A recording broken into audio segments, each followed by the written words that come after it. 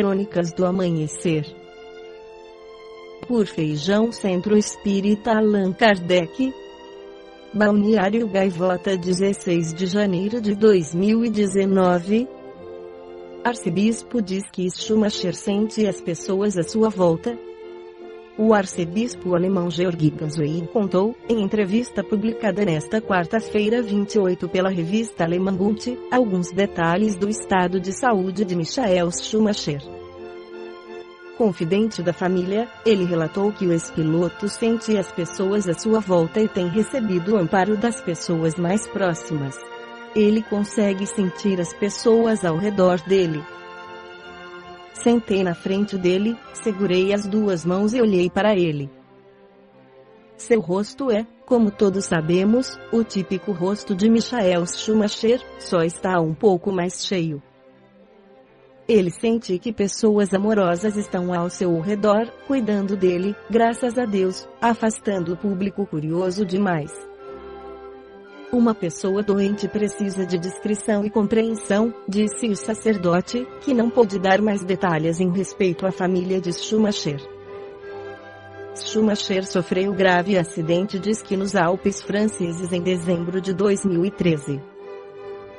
Desde então, os parentes mantêm sigilo sobre seu estado de saúde. Ganswein visitou o heptacampeão da Fórmula 1 em 2016 e contou que ainda mantém contato com a esposa do piloto, Corina Schumacher. Sua esposa é a alma da família, que é o ninho protetor de que Michael precisa absolutamente, afirmou. Allan Kardec no Livro dos Espíritos questiona 68. Qual é a causa da morte nos seres orgânicos? A resposta dos espíritos é a exaustão dos órgãos. Como Michael Schumacher tem seus órgãos trabalhando mesmo com a ajuda de aparelhos, ele ainda não está morto e seu espírito continua ligado ao corpo. Então há duas hipóteses, para seu estado vegetativo, que é uma forma de alteração do estado de consciência, na qual a pessoa parece estar acordada mas não interage com o mundo exterior. Nesta situação, os olhos da pessoa podem estar abertos e o doente pode, por exemplo, pestanejar, mover os olhos, emitir sons, gemer, sorrir, chorar, movimentar espontaneamente os membros e ter reação de sobressalto a um ruído. No entanto, estes doentes não têm respostas comportamentais voluntárias a estímulos e não se expressam nem compreendem a linguagem. O estado vegetativo é persistente e quando dura pelo menos um mês. O outro é o coma, que provém do grego e quer dizer sono profundo. Trata-se de um estado de inconsciência profunda em que uma pessoa parece estar a dormir mas não é despertável. A característica essencial do coma é a perda profunda de consciência, segundo afirmam os critérios definidos pelo National Institute of Neurological Disorders and Stroke norte-americano, uma instituição de referência neste domínio. Em ambos os casos, o doente está vivo mas o cérebro não funciona totalmente. O coma e o estado vegetativo persistente não devem ser confundidos com a morte cerebral. A morte cerebral implica a cessação irreversível das funções do tronco cerebral, estrutura do sistema nervoso essencial às funções vitais. Nesta situação, tem que estar determinada a causa do quadro clínico e a sua irreversibilidade. O doente não tem respiração espontânea e os reflexos do tronco cerebral não estão presentes.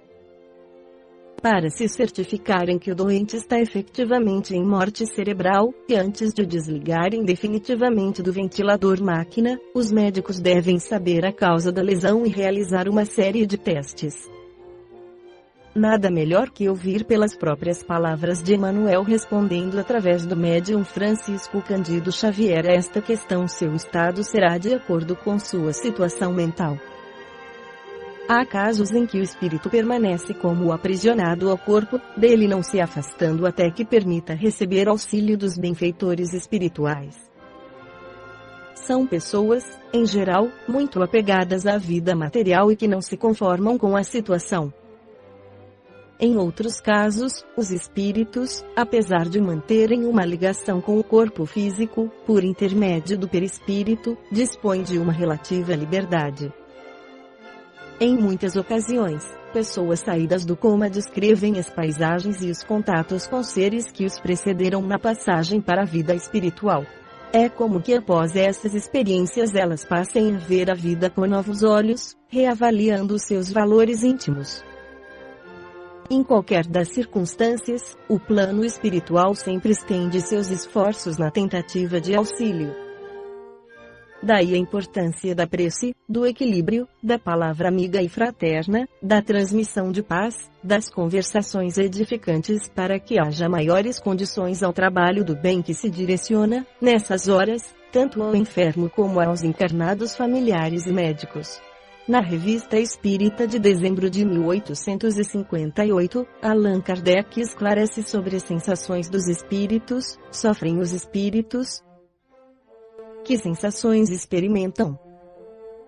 Tais perguntas nos são naturalmente dirigidas e procuramos respondê-las. Inicialmente devemos dizer que para tanto não nos contentamos com respostas dos espíritos. De certo modo tivemos que considerar a sensação como um fato, através de numerosas observações. Interrogamos milhares de espíritos que pertenceram a todas as camadas da sociedade e a todas as posições sociais, estudamos-los em todos os períodos de sua vida espírita, desde o momento em que deixaram o corpo. Seguimos-los passo a passo nessa vida de além-túmulo, a fim de observar as mudanças neles operadas, nas suas ideias e nas suas sensações. A esse respeito, não foram as criaturas mais vulgares as que ofereceram material menos interessante para estudo. Ora, nós vimos sempre que os sofrimentos dependem da conduta, cujas consequências eles sofrem, e que essa nova existência é fonte de inefável felicidade para aqueles que seguiram o bom caminho, de onde se segue que os que sofrem, sofrem porque o quiseram e que não devem queixar-se senão de si mesmos, quer neste mundo, quer no outro. Certos críticos ridicularizaram algumas das nossas evocações, como, por exemplo, a do assassino Lemaril, achando estranho que nos ocupássemos de seres tão ignóbeis, quando temos tantos espíritos superiores à nossa disposição. Esquecem que é exatamente por isto que, de certo modo, apuramos a natureza do fato ou, melhor dizendo, em sua ignorância da ciência espírita, não vem nesses diálogos mais que uma conversa mais ou menos divertida, cujo alcance não compreendem. Lemos algures que um filósofo dizia, depois de haver conversado com um camponês: aprendi mais com esse rústico do que com todos os cientistas. É que ele podia ver além da superfície. Para o bom observador nada é perdido. Ele encontra ensinamentos úteis até no criptógramo que cresce nas esterqueiras. Recusa-se o médico a tocar numa ferida horrenda quando se trata de encontrar a causa de um mal? Ainda uma palavra sobre o assunto. Os sofrimentos de além-túmulo têm um termo. Sabemos que aos mais inferiores espíritos é permitido elevar-se e purificar-se por novas provas. Isto pode ser demorado, muito demorado, mas dele depende abreviar esse tempo penoso, porque Deus o escuta sempre, desde que se submeta à sua vontade. Quanto mais desmaterializado é o espírito, mais vastas e lúcidas são as suas percepções. Quanto mais se acha sob o império da matéria, o que depende inteiramente do seu gênero de vida terrena, mais limitadas e veladas serão elas. Quanto mais a visão moral de um se estende para o infinito, tanto mais a do outro se restringe. Assim, pois, os espíritos inferiores têm apenas uma noção vaga, confusa, incompleta e por vezes nula do futuro. Eles não veem o termo de seus sofrimentos e por isso pensam sofrer eternamente, o que é para eles um castigo. Se a posição de uns é aflitiva, terrível mesmo, não é, entretanto, desesperadora, a dos outros é, porém, eminentemente consoladora. A nós, pois, cabe escolher. Isto é da mais alta moralidade. Os cépticos duvidam da sorte que nos aguarda após a morte. Nós lhes mostramos exatamente o que acontece, com o que julgamos prestar-lhes um serviço. Assim, vimos mais de um voltar atrás de seu erro ou, pelo menos, começar a refletir sobre aquilo de que antes fazia troça. Nada como nos darmos conta da possibilidade das coisas. Se sempre tivesse sido assim, não haveria tantos incrédulos, e tanto a religião como a moral pública ganhariam com isso.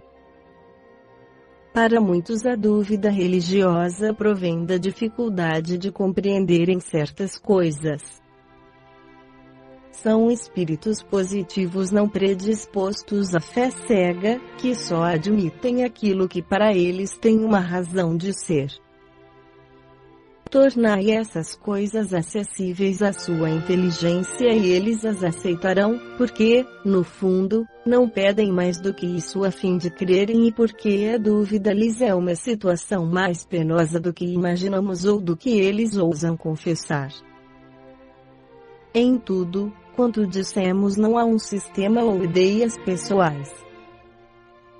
Também não foram alguns espíritos privilegiados que nos ditaram esta teoria. Ela é resultado de estudos feitos sobre individualidades, corroborados e confirmados por espíritos cuja linguagem nenhuma dúvida pode deixar quanto à sua superioridade. Julgamo-los por suas palavras e não por seu nome ou pelo nome que podem atribuir-se, encerra Allan Kardec. Esta foi a crônica do amanhecer de 16 de janeiro de 2019, por Feijão Centro Espírita Allan Kardec.